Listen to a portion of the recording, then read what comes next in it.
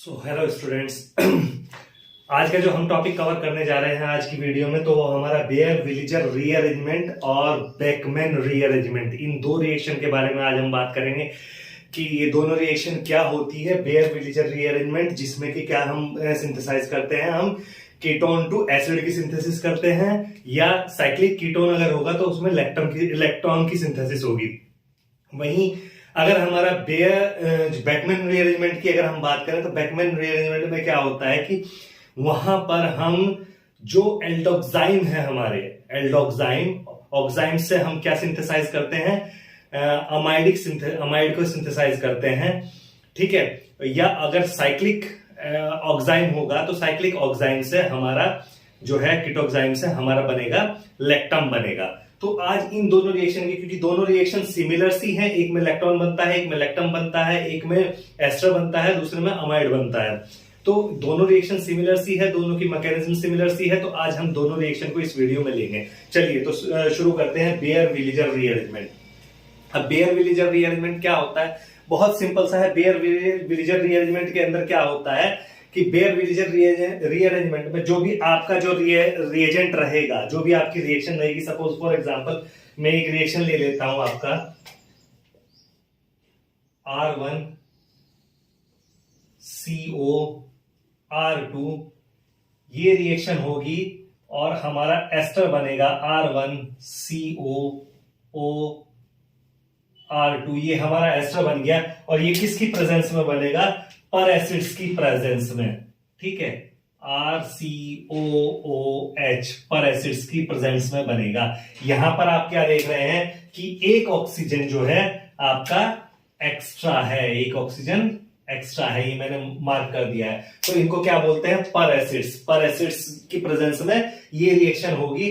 पर एसिड्स आपका कौन सा हो सकता है, CF3COOH यानी कि ट्राइफ्लोरो पर एस्टिक एसिड, या पर एस्टिक एसिड सिंपल CH3COOH, ठीक है।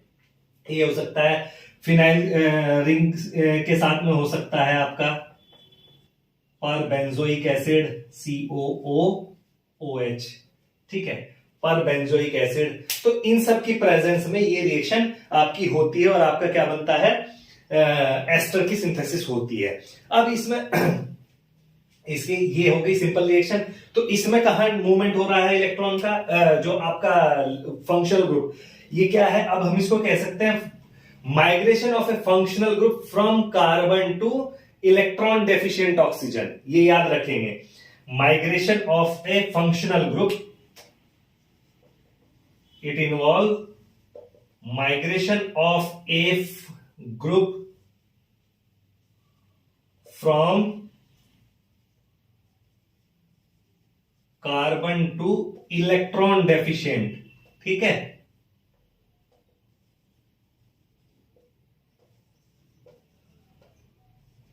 इलेक्ट्रॉन डेफिशिएंट ऑक्सीजन एटम, ठीक है।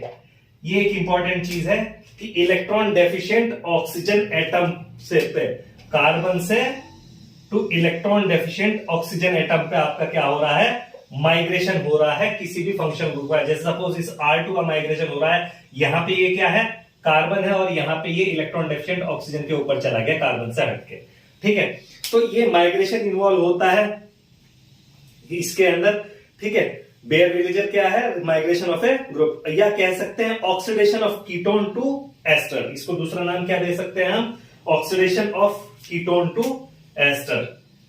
ये एक नेम, एक कंडीशन, एक डेफिनेशन हो गई। एक ये होगी oxidation of ketone to ester, ठीक है। ये वीडियो 11th-12th क्लास के लिए नहीं है, तो ये वीडियो आप नॉलेज गेन करना चाहते हैं तो देख सकते हैं इस वीडियो को। अदरवाइज ये उन लोगों के लिए है जो एमएससी कर रहे हैं या एमएससी कर चुके हैं और कहीं इंटरव्यू में प्रेजेंट होना चाहते हैं किसी फार्मास्यूटिकल इंडस्ट्री के सिंथेसिस डिपार्टमेंट के लिए, तो उनके लिए बहुत काम आएगा। क्योंकि इसमें सबसे एक इंपॉर्टेंट चीज माइग्रेटरी एप्टीट्यूड की बात होगी इसके अंदर, उस पर क्वेश्चंस बनते हैं माइग्रेटरी एप्टीट्यूड की। आपको वो कोई एक प्रोडक्ट स्ट्रक्चर दे देंगे और बोलेंगे इसका प्रोडक्ट क्या बनेगा, इस तरीके से पर एसिड्स की प्रेजेंस में इसका प्रोडक्ट क्या बनेगा, तो आपको वहां माइग्रेटरी एप्टीट्यूड लगा के देखना होगा कि कहां पर कौन सा आपका प्रोडक्ट बनेगा। ठीक है, तो ये हो गया, माइग्रेशन होता है इसका। ठीक है, साइक्लिक कीटोन से क्या बन जाते हैं, लैक्टम्स बन जाते हैं। जैसे मैं एक एग्जांपल ले लूं, ये एक एग्जांपल मैंने ये लिया। ठीक है, तो दूसरा एग्जांपल इसका साइक्लिक कीटोन से लैक्टम्स बन जाते हैं। ये रहा आपका, मैंने एक साइक्लिक कीटोन लिया और CF3CO OOH, इसके प्रेजेंस में मैंने ये रिएक्शन कराई, तो मुझे क्या मिलेगा, मुझे लैक्टोन मिलेगा, ये मिल जाएगा। इसको हम क्या बोलते हैं, लैक्टोन। ये हमारा प्रोडक्ट बनेगा इसमें।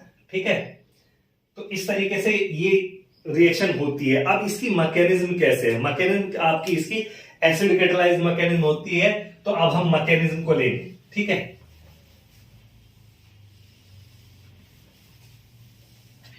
बेयर-विलिजर मैकेनिज्म।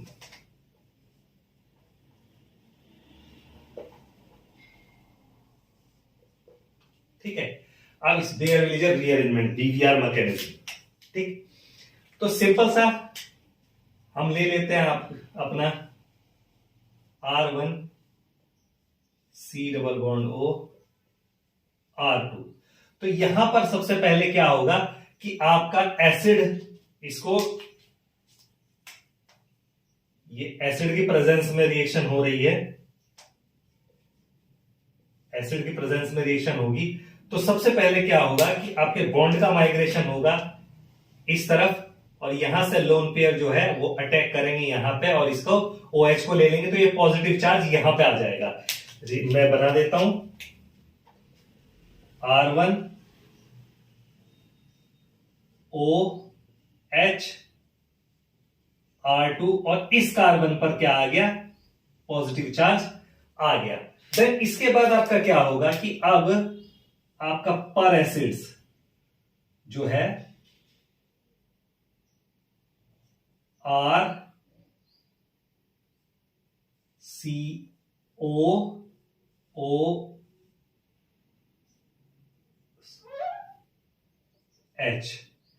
अब ये क्या होगा, यहां से -H पॉजिटिव निकल जाएगा, प्रोटॉन निकल जाएगा, और ये पार्ट क्या है आपका, यहां पर अटैक करेगा। यहां पॉजिटिव चार्ज है तो ये बॉन्ड आपका यहां पर अटैक करेगा।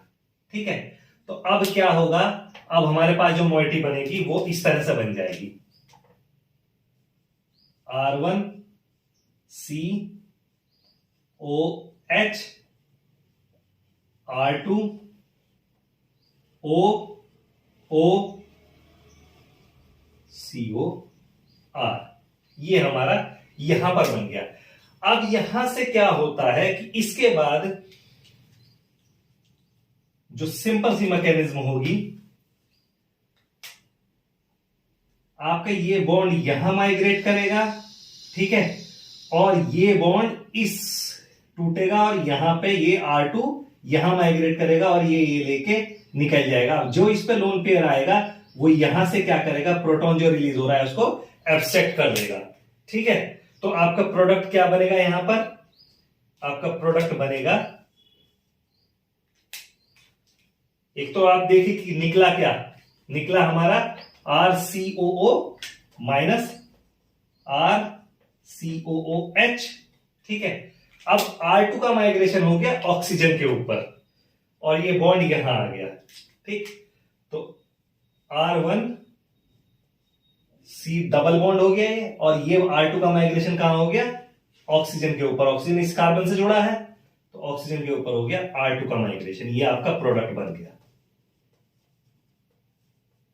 और साइड प्रोडक्ट क्या है, जो आपने परऑक्सी एसिड यूज किया उसका एसिड, कार्बोक्सिलिक एसिड आपको side product, as a side product मिलेगा, और ये एस्टर आपको मिलेगा जिसे आप प्यूरिफाई करके आराम से निकाल लेते हैं। ठीक है, अब कुछ कुछ केसेस में एक इंपॉर्टेंट पॉइंट याद रखिएगा कि यहां पर हम ये एसिड कैटालाइज्ड रिएक्शन की बात कर रहे हैं, लेकिन कुछ केसेस में ये रिएक्शन बेस और H2O2 की प्रेजेंस में भी हो जाती है। कुछ केसेस में रेयर एग्जांपल है, ऐसा नहीं कि श्योर शॉर्ट उसी में होगी ही होगी, लेकिन कुछ केसेस हैं जिनमें ये H2O2 और आपका बेस की प्रेजेंस में रिएक्शन हो जाती है। 100% नहीं होती है, लेकिन ठीक है। ये मैकेनिज्म हो गई आपका, इसमें समझ में आ गया मैकेनिज्म का। अब इसके माइग्रेटरी एप्टीट्यूड की बात करते हैं कि माइग्रेटरी एप्टीट्यूड क्या है और क्वेश्चंस कैसे उसमें अराइज होते हैं। तो क्या होता है आपका माइग्रेटरी एप्टीट्यूड क्या है, माइग्रेशन ऑफ ग्रुप्स कैसे होता है। तो जो जितना बल्की ग्रुप होगा उसका माइग्रेशन उतना इजीली होगा। उसकी वजह क्या है कि और एराइल, और अगर एराइल सिस्टम होगा तो एल्काइल सिस्टम के कंपैरिजन में एराइल सिस्टम का माइग्रेशन इजीली होगा, ठीक है। तो माइग्रेटरी एप्टीट्यूड जो है आपके ग्रुप का, माइग्रेटरी एप्टीट्यूड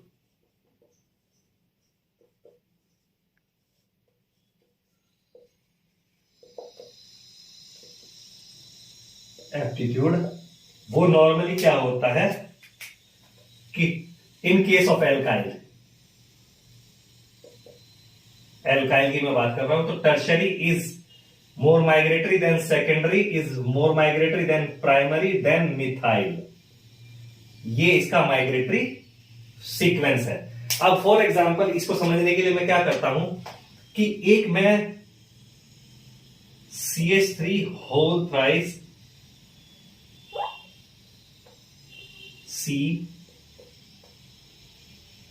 और CH3 ये है, और CF3COOH की प्रेजेंस में अगर मैं ये रिएक्शन कराऊंगा तो यहां पर जो आपका माइग्रेटरी होगा, मैंने क्या कहा, टर्शरी इज मोर माइग्रेटरी। तो टर्शरी कौन सा है, ये वाला ग्रुप टर्शरी है, तो इसका माइग्रेशन होगा from carbon two electron deficient oxygen की तरफ, ठीक है, ना कि इसका नहीं होगा, इसका माइग्रेशन होगा। तो आपका प्रोडक्ट जो बनेगा वो प्रोडक्ट इस तरीके से बनेगा, CH3COOCH3 होल थ्राइस। तो ये आपका टर्शरी ब्यूटाइल एसीटेट, जो प्रोडक्ट का नाम होगा वो होगा टर्शरी ब्यूटाइल एसीटेट। ये आपका प्रोडक्ट बनेगा, ठीक है। अब अगर ये बात हो, इसके अलावा अब टर्शरी को छोड़ दीजिए, टर्शरी अगर टर्शरी ग्रुप कहां पे होगा तो वो फिनाइल से पहले प्रेजेंट हो जाता है, रिप्लेस हो जाता है, सॉरी, फिनाइल से पहले वो आपका माइग्रेशन उसका होगा टर्शरी ग्रुप का, ना कि फिनाइल का। लेकिन अगर कहीं पर फिनाइल मौजूद है और बाकी आपका सेकेंडरी, प्राइमरी, टर्शरी और मिथाइल ग्रुप है, तो वहां पर फॉर एग्जांपल मैं ले लेता हूं यहां पर, ठीक है, तो यहां पर मैं आपका ले लेता हूं फिनाइल ग्रुप, ठीक है। ये आपका मैंने फिनाइल ले लिया, एसिटोफिनोन इसको बोलते हैं। तो यहां पर जो प्रोडक्ट बनेगा वो बनेगा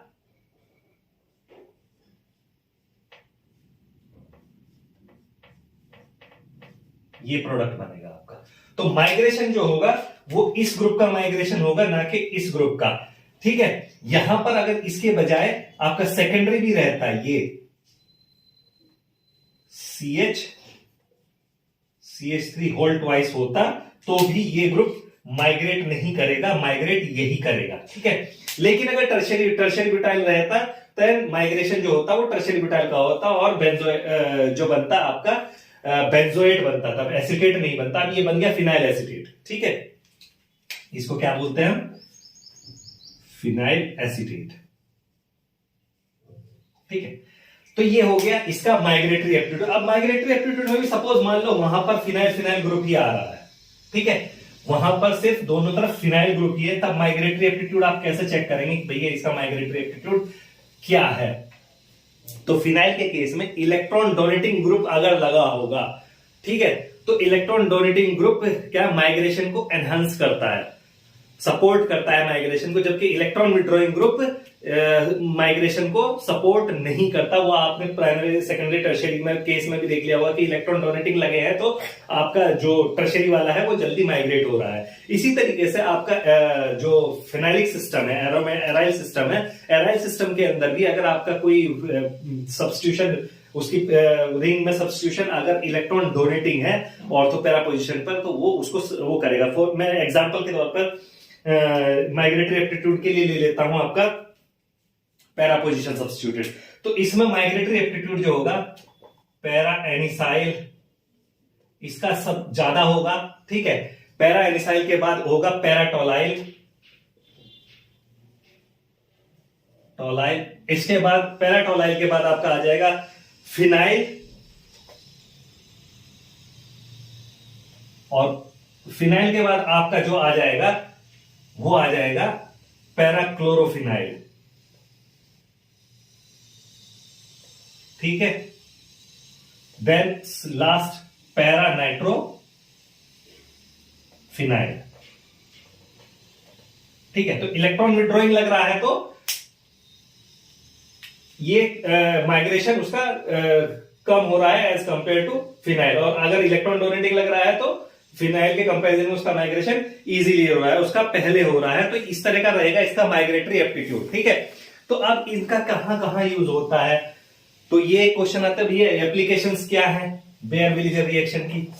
एप्लीकेशंस आपको सिंपल सी समझ में आ रहा है। एप्लीकेशन, फर्स्ट एप्लीकेशन क्या है एप्लीकेशंस में,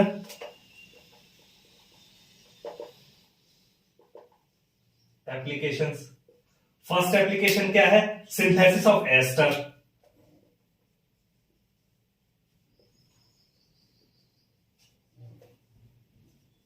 एस्टर्स। तो पहली तो एप्लीकेशन यही है आपकी कि सिंथेसिस ऑफ एस्टर, जिससे मैंने एक एग्जांपल दिया था अभी कि अगर मैं C6H5 COCH3 लूं और इसको रिएक्ट कराऊं CF3 COOH के प्रेजेंस में, तो क्या प्रोडक्ट बनेगा हमारा, तो फिनाइल एसीटेट बनेगा CH3 COO C6H5। तो जो माइग्रेशन होगा वो इस ग्रुप का माइग्रेशन होगा, ठीक है। एस्टर इस ग्रुप का बनेगा। तो एस्टर की सिंथेसिस ये एक हो गया।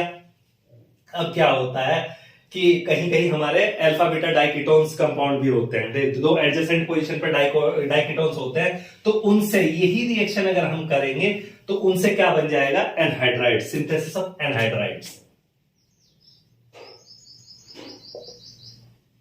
ठीक है।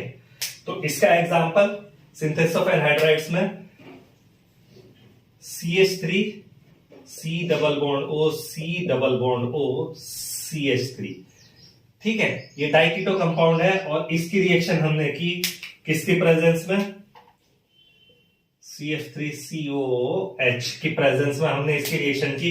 तो हमारा प्रोडक्ट जो बनेगा वो एस्टिक एनहाइड्राइड CH3COO CH3।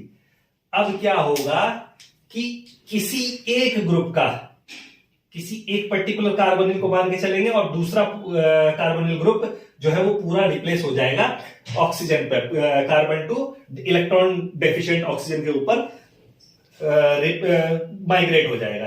ये सपोज हम एक मान लेते हैं कि ये वाला ग्रुप, ये वाला कार्बोनिल हम मान लेते हैं, मैकेनिज्म यहां से हुई, तो ये पूरा एक ग्रुप है और ये माइग्रेट हो जाएगा इलेक्ट्रॉन डेफिशिएंट ऑक्सीजन के ऊपर, ठीक है। ये मैकेनिज्म के तौर पर मैंने दिखाया है, इसको ऐसे मत समझिएगा, ठीक है। तो इस तरीके से ये एक ग्रुप माइग्रेट हो जाता है, ठीक है। इसके अलावा लैक्टॉन्स की सिंथेसिस ऑफ लैक्टॉन्स, लैक्टॉन साइक्लिक, सिंपल कुछ नहीं, सिंथेसिस ऑफ लैक्टॉन्स, ठीक है। अब लैक्टॉन की सिंथेसिस क्या है,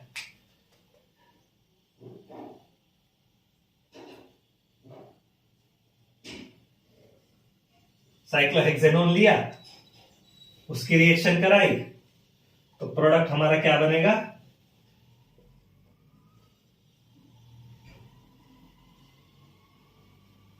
सेवन नंबर लैक्टोन बन जाएगा।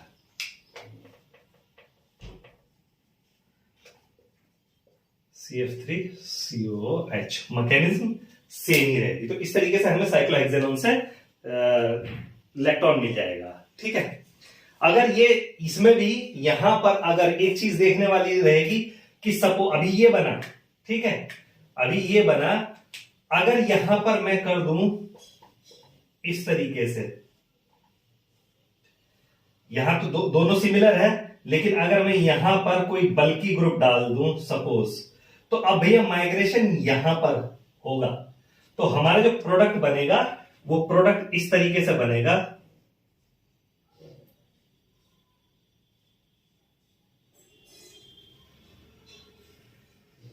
ठीक है, अब माइग्रेशन इस ग्रुप का हुआ तो हमारा प्रोडक्ट इस तरीके से बनेगा। तो इस चीज का ध्यान रखिएगा कि माइग्रेशन किसका होता है, किस ग्रुप का माइग्रेशन कराना है, तो माइग्रेटरी एप्टीट्यूड से आप उसको देख लेंगे। तो इस तरीके से हमारा ये होता है। नेक्स्ट इसके बाद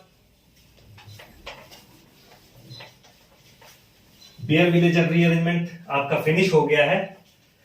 नेक्स्ट इसके बाद हम आते हैं बेकमैन रीअरेंजमेंट। ठीक है, बेकमैन रीअरेंजमेंट।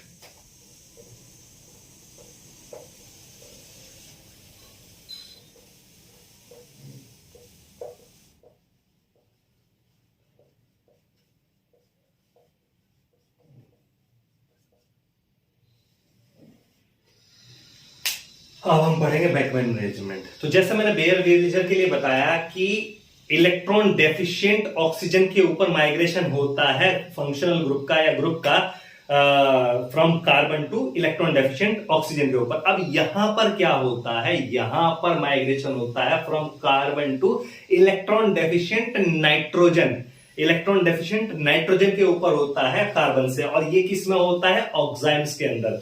जब हम किसी एल्डिहाइड से उसका ऑक्साइम बना लेते हैं, देन फर्दर उसका अमाइड हम इस तरीके से बेकमैन रीअरेंजमेंट के थ्रू हम बना सकते हैं। ठीक है, और ये रिएक्शन एसिड कैटालाइज रिएक्शन होती है, कीटोक्साइम का एन सब्स्टिट्यूटेड अमाइड बन जाते हैं इसमें। सिंथेसिस ऑफ, इसके पॉइंट्स क्या है, synthesis of and substituted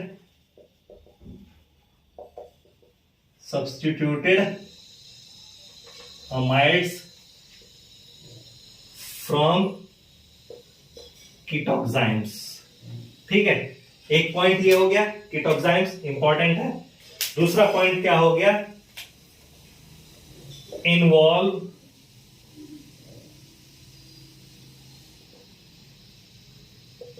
migration of group from carbon to electron deficient nitrogen atom. ठीक है, दूसरा इंपॉर्टेंट, तो ये दो इंपॉर्टेंट पॉइंट है कि क्या होता है आपका बेकमैन रीअरेंजमेंट। ठीक है, तो इससे समझ लेंगे। अब माइग्रेशन लास्ट, अब डिफरेंस यहां पे बेकमैन और बेयर विलेजर में यही एक मेजर डिफरेंस आ जाता है जब हम माइग्रेशन की बात कर रहे हैं। हम क्या की बात कर रहे हैं, माइग्रेशन ऑफ ग्रुप की। जब हम माइग्रेशन ऑफ ग्रुप की बात करते हैं, तो जब बेयर विलेजर रीअरेंजमेंट की बात होती है, बीबीआर की बात होती है, तो वहां पर माइग्रेशन होता है माइग्रेटरी एप्टीट्यूड के अकॉर्डिंग। यानी कि अगर बल्की ग्रुप होगा, इलेक्ट्रॉन डोनेटिंग ग्रुप उस कार्बन पर अटैच होंगे, तो उसका माइग्रेशन जल्दी होगा, उसका माइग्रेशन ही होगा अदर ग्रुप के कंपैरेटिवली। लेकिन यहां पर माइग्रेशन माइग्रेटरी एप्टीट्यूड के अकॉर्डिंग नहीं होता है। यहां पर माइग्रेशन माइग्रेटरी एप्टीट्यूड के अकॉर्डिंग नहीं होता है, यहां पर माइग्रेशन होता है ऑक्साइम के ओरिएंटेशन के अकॉर्डिंग, कि ऑक्साइम का ओरिएंटेशन कैसा है। तो जो माइग्रेशन होता है वो हमेशा anti to anti group to hydroxyl group of oxime. जो ऑक्साइम के एंटी होगा, ऑक्साइम के हाइड्रोक्सिल ग्रुप के एंटी होगा, उसका माइग्रेशन होगा। ठीक है, तो वो कैसे मैं बता देता हूं। सपोज कोई आपका R1 R2 ये है, इस कार्बन से जुड़े हैं, और ये आपका ऑक्साइम का OH ग्रुप ऐसे है। यहां पर क्या है आपका लोन पेयर ऑफ इलेक्ट्रॉन। तो जो माइग्रेशन होगा वो माइग्रेशन इस R2 का होगा, क्योंकि वो इसके एंटी है। माइग्रेशन R2 का होगा, R1 का नहीं होगा। ये इंपॉर्टेंट चीज है, इसको ध्यान रखिएगा। तो जो भी इसके अपोजिट होगा, जो भी इसके एंटी होगा, ठीक है, ये ट्रांसफॉर्म पोजीशन पर होगा OH की, वही ग्रुप माइग्रेट होगा। ये इंपॉर्टेंट चीज है, इसमें ध्यान रखने वाली, इसका ध्यान रखिएगा। ठीक है, तो इसी से हमारे प्रोडक्ट डिसाइड होते हैं कि हमारा प्रोडक्ट कौन सा बनेगा। ठीक है, जनरल रिएक्शन क्या है? जनरल रिएक्शन ये हो जाती है इसकी R1R2C डबल बॉन्ड NOH, ये ऑक्साइन है, एसिड कैटालाइज्ड रिएक्शन है, इसकी प्रेजेंस में होगा। तो यहां पर दो प्रोडक्ट बनेंगे, R1CONHR2 और R2CONHR1, ये हमने लिखा। और ये दो प्रोडक्ट जो बने ये किस पे डिपेंड करेंगे? ये डिपेंड करेंगे orientation, depends on orientation of auxin. Auxin का ओरिएंटेशन क्या है उस पर डिपेंड करेंगे। OH के एंटी, इस OH के एंटी जो भी ग्रुप होगा वही माइग्रेट होगा, एंटी या ट्रांस। ठीक है, वही ग्रुप माइग्रेट होगा जो इसके OH के फंक्शन ग्रुप के एंटी होगा या ट्रांस पोजीशन में होगा। तो इसको क्या कहते हैं हम? Beckmann rearrangement. इसको याद रखिएगा, Beckmann rearrangement. Always always thumb rule है, इसके एंटी जो होगा उसी का माइग्रेशन होगा, ऐसा नहीं कि किसी दूसरे का माइग्रेशन हो जाए। ठीक है, इंपॉर्टेंट चीज है, इसको याद रखिए। एसिड कैटालाइज रिएक्शन है। अब हम इसकी मैकेनिज्म के बारे में बात करेंगे।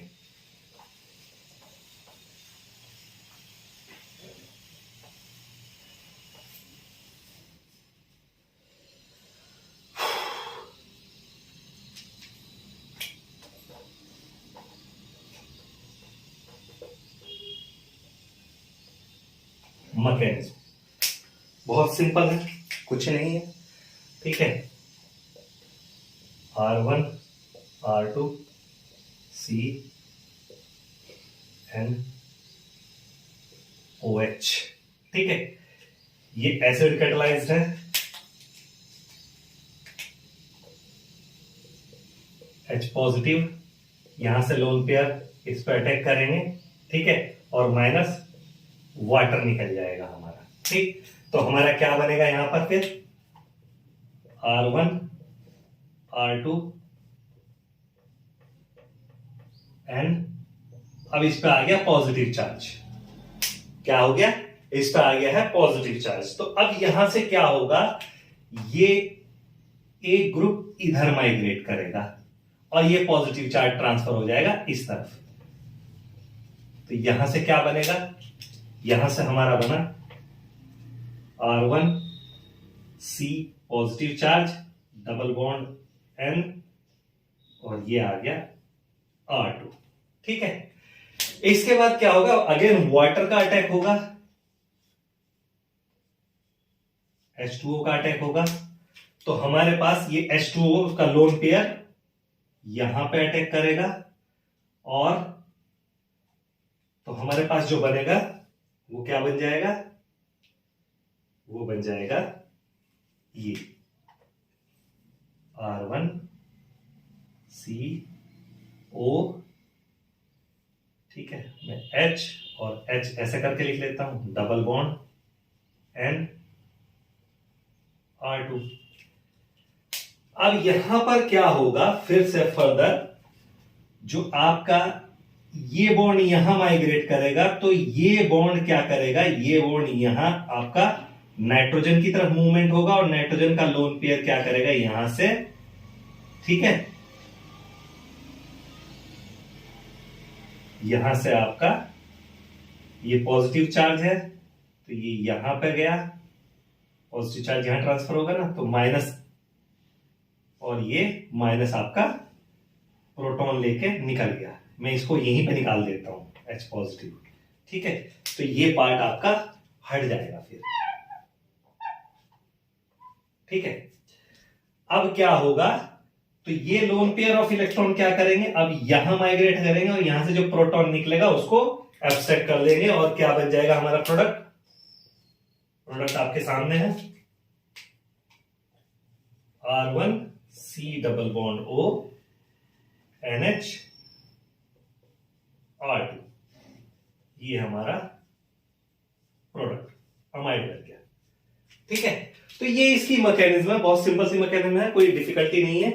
ये इसकी मैकेनिज्म हो गई है। ठीक है, तो इसके बाद मैकेनिज्म के बाद आ जाता है आपका, मैकेनिज्म समझ में आ गया, मैं इरेज कर देता हूं, आप वीडियो पॉज करके अच्छे से देख लीजिएगा।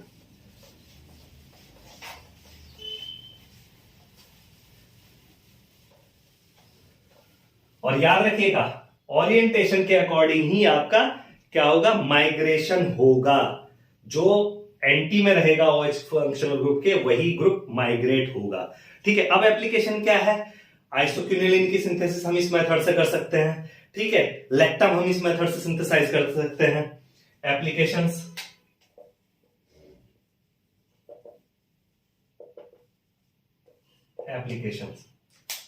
फर्स्ट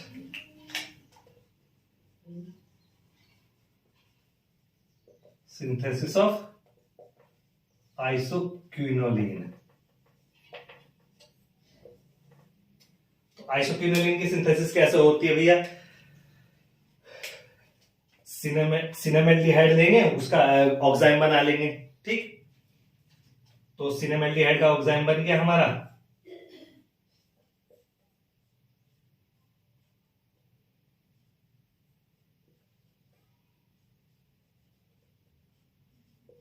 अब ये ग्रुप है तो माइग्रेशन इसी ग्रुप का होगा, तो अल्टीमेटली क्या बनेगा, अल्टीमेटली हमारा बन जाएगा HC।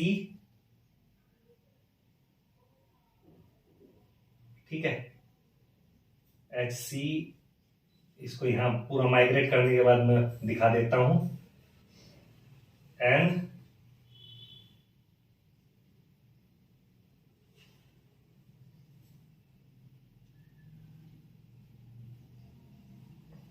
डबल बॉन्ड,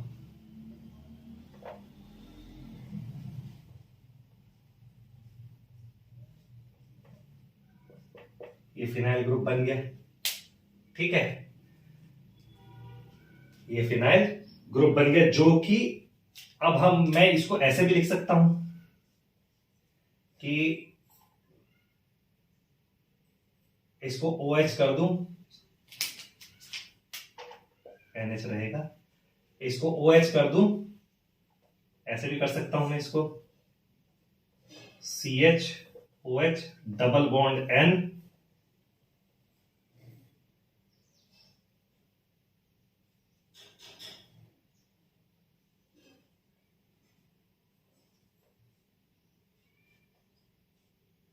अब क्या होगा, हीट कर देंगे तो माइनस वाटर निकल जाएगा। ठीक है, ये यहां से ये H और ये OH निकल गया, और ये जो है बॉन्ड का माइग्रेशन यहां हो गया।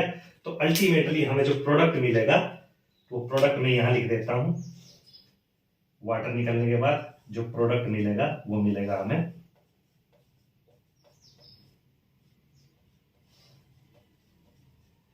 Isoquinoline.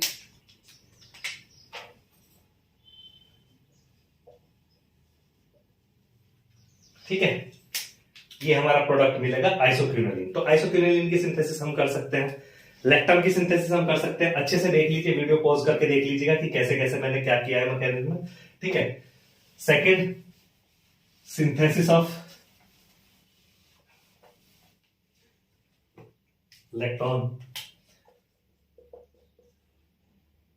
Lactam synthesis of lactam. तो लैक्टम क्या है, साइक्लिक कीटोन लेंगे और उसका ऑक्साइम बना लेंगे और उसकी सिंथेसिस कर देंगे। ठीक है, सिंपल, कुछ नहीं है। साइक्लोहेक्सेनोन में एक एग्जांपल ले लेता हूं, इसकी हाइड्रोक्सिलअमीन के साथ में रिएक्शन कराएंगे तो हमें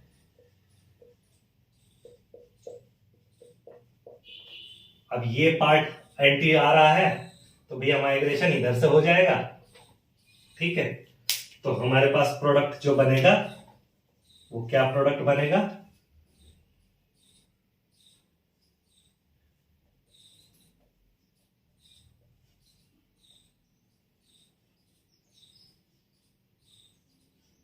सेवन मेंबर्ड लैक्टम रिंग बन जाएगा। ठीक है, तो ऐसे हम लैक्टम की सिंथेसिस कर सकते हैं। ये जो लैक्टम आपका बना 7 मेंबर्ड, अगर हम इसी को हीट कर देंगे बेस की प्रेजेंस में, एक इंपॉर्टेंट चीज है, इसी को हमने हीट कर दिया बेस की प्रेजेंस में, बेस डाल के, इसको हम बोलते हैं सिग्मा लेक्टम। ठीक है, तो इसको अगर हम हीट कर, कैप्रोलेक्टम, सिग्मा कैप्रोलेक्टम, कैप्रोलेक्टम, इसको हम हीट कर देंगे तो जो आपका एक प्रोडक्ट बनता है जिसको कहते हैं परलोन, परलोन जो प्रोडक्ट बनता है,